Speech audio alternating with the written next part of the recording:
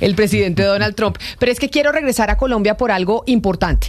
Y ya que estamos hablando de cambio climático y que Jennifer le preguntó a la senadora Cabal sobre las decisiones de Donald Trump referentes al Acuerdo de París, aquí en Colombia estamos viviendo una ola de calor y faltas de lluvias en algunas zonas del país que están aumentando los incendios forestales. Por ejemplo, estamos viendo imágenes del departamento de Boyacá, en el páramo de La Cortadera, que es jurisdicción de los municipios de Pesca, Choque y Rondón, en donde se quemó el páramo entero y no está lloviendo en estos momentos. Y cuando se quema un páramo, uno dice, oiga, los páramos son los productores de agua en nuestro país, y esto es una catástrofe ambiental lo que estamos viendo con los incendios. Y por esa razón, como estamos en época de calor, en época de pocas lluvias, ya en Bogotá cerraron los cerros orientales para evitar que haya incendios. Quiero preguntarle al subdirector operativo de la Defensa Civil, el señor Ricardo Alfredo Coronado, nosotros los ciudadanos, ¿qué tenemos que tener en cuenta? Porque acá todos tenemos que poner de nuestra parte, porque estamos en ola de calor y en escasas lluvias. Así que, subdirector Coronado, gracias por atendernos y bienvenido. Por favor, díganos cosas importantes que tengamos que tener en cuenta nosotros los ciudadanos para que no vayamos a propiciar un incendio de estas magnitudes. Es un buen día para todos ustedes. Sí, todos estamos recordando que hace un año, justamente para esta misma época, estábamos con un pico importantísimo de incendios forestales. Es una situación recurrente en esta época del año, ya que las condiciones son secas, lo que implica que de alguna manera los ciudadanos y las comunidades tengan unos comportamientos que limiten, digamos, las posibilidades de que estos incendios se generen. Normalmente, digamos que en este ámbito manejamos tres causas importantísimas para los incendios forestales. Uno es la ignorancia, segundo, la maldad, y tercero, la inconsistencia de las acciones que tenemos a veces en los territorios. Por ejemplo, si ustedes fuman, las personas que fuman, que tiran sus colillas prendidas al borde de las carreteras cuando van caminando, esa colilla puede ser el iniciador, el detonante de un incendio forestal. Cuando de pronto para estas épocas, los fines de semana, las familias hacen paseos de olla, prenden fogatas, esas fogatas cuando no se apagan adecuadamente pueden generar incendios forestales. Cuando hablamos de la maldad, a veces hay personas que les encanta ver el fuego y son enfermas y generan estos incendios forestales. Hay que denunciar estas actividades ilegales a las comunidades, a las autoridades, discúlpeme, o también cuando a veces con algunos intereses de poder ampliar las fronteras agrícolas hay personas interesadas en generar estos escenarios de incendio con estas condiciones propicias para que estas situaciones se presenten. Entonces es muy importante aquí las conductas asociadas a evitar situaciones que generan esos incendios y a denunciar a las autoridades de manera oportuna cuando estas acciones se generan y poder tomar una acción que limite en el futuro que se detonen estos eventos de manera tan grande como lo estamos viendo en el páramo de Cortadera que ustedes mencionaban hace un poco, como en otras partes del país. El subdirector Coronado, en estas causas que usted menciona, no hay una que me gustaría que nos explicara, y es esas quemas que se supone son controladas para expandir la frontera agrícola. ¿Qué tanto incendio genera estas quemas en el país? Bueno, no sabría darle un diagnóstico exacto de cuánto. Lo que sí es cierto es que es una de las causas que los generan y es importante racionalizar y entenderla así. En este aspecto es muy importante que las personas, las mismas comunidades que ven afectados sus territorios, hagan las respectivas denuncias a las autoridades para que puedan tomar las acciones contra estas personas y aplicar la ley. Hablamos de ignorancia, descuido o maldad. Hay algunas comunidades que todavía para temas agrícolas utilizan las quemas y digamos que el fuego tiene unas cualidades útiles en algunos ecosistemas y propician el desarrollo de esos ecosistemas. El problema es cuando estos fuegos se salen de control. Hay, digamos, unas normas en algunos sitios y unas restricciones para el empleo de esas quemas controladas que deben aplicarse adecuadamente y que es obligación de las autoridades controlar que se cumpla con la normatividad mínima para que esas actividades que en un momento dado pueden ser benéficas para algunos ecosistemas se salgan de control y generen afectaciones que van mucho más allá, dañan ecosistemas, dañan bienes, dañan personas, dañan fauna silvestre, que es justamente lo que no se quiere en este tipo de escenarios. Señor Coronado, muchas personas que viven cerca de los bosques y de los cerros que se están incendiando por cuenta de estas temporadas secas entran en pánico cuando ven las llamas.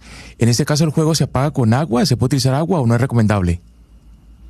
Digamos que los incendios tienen varias fases. La fase inicial de un incendio es la más oportuna para poder hacer la intervención. Ya cuando un incendio coge fuerza y comienza a quemar, digamos, porciones grandes de vegetación, especialmente vegetación grande y frondosa, pues ya son mucho más difíciles de controlar.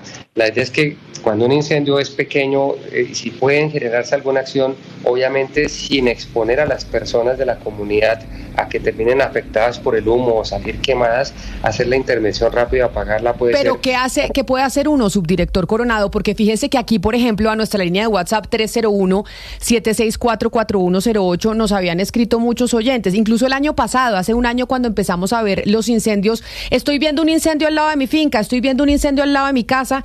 ¿Qué hago? Porque la gente no sabe qué hacer. En esos momentos que usted ve un incendio en esa fase temprana, que es donde usted dice es donde inmediatamente debería actuarse, porque ahí es donde se puede controlar, una persona que no tiene experiencia, un ciudadano del común, ¿qué debe hacer?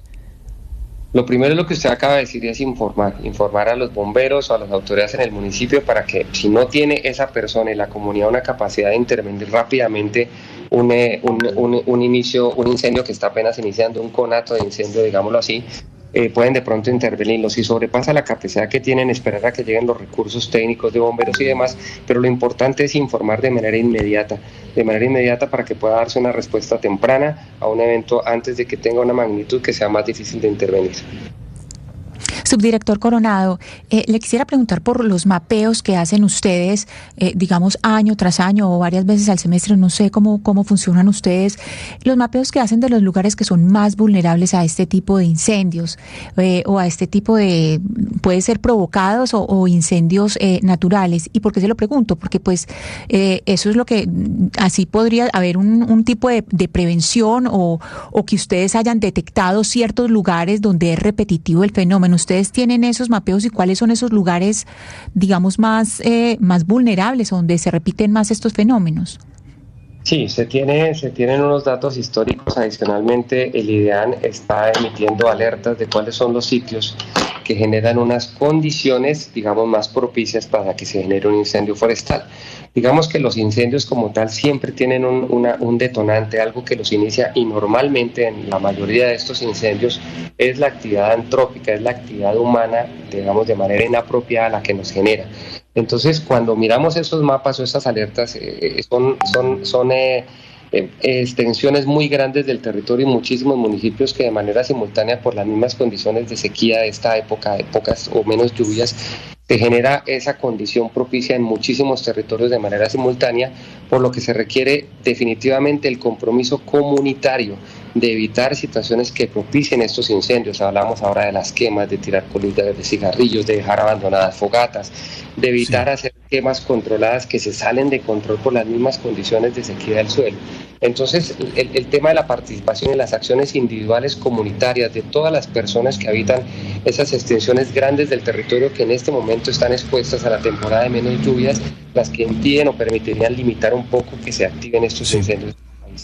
Subdirector Coronado, le quiero preguntar por la capacidad de reacción, operativamente hablando, que tienen tanto la Defensa Civil como el Cuerpo de Bomberos a nivel nacional. ¿Qué tan preparados estamos? ¿Qué tanto tenemos la capacidad operativa de hacerle frente, digamos, a este tipo de incendios cuando estos incendios comienzan a extenderse casi que masivamente? Sí, digamos, de frente a todos estos escenarios hay recursos, digamos, está más allá del cuerpo del Sistema Nacional de Bomberos y de la Defensa Civil, está el Sistema Nacional de Gestión del Riesgo de Desastres, que es la coordinadora de todas las entidades operativas. Aquí no solamente participan los bomberos, digamos que los bomberos en el marco de la Ley 1575 son los responsables de este servicio y de la atención de los incendios, pero tenemos una participación importantísima de la Defensa Civil, de la Cruz Roja, del Ejército Nacional a través de su Brigada de Atención de Desastres, de la Policía Nacional, de la Armada Nacional, y todos somos coordinados por el sistema. Digamos que el sistema tiene unos recursos y a través de ese sistema se coordinan apoyos, por ejemplo, aéreos, ¿cierto? En algún momento hay incendios que por las condiciones en que se presentan y lo difícil de controlarlos desde tierra, requieren apoyos aéreos con Bambi buque o aviones que hagan un apoyo con retardantes y demás desde el cielo.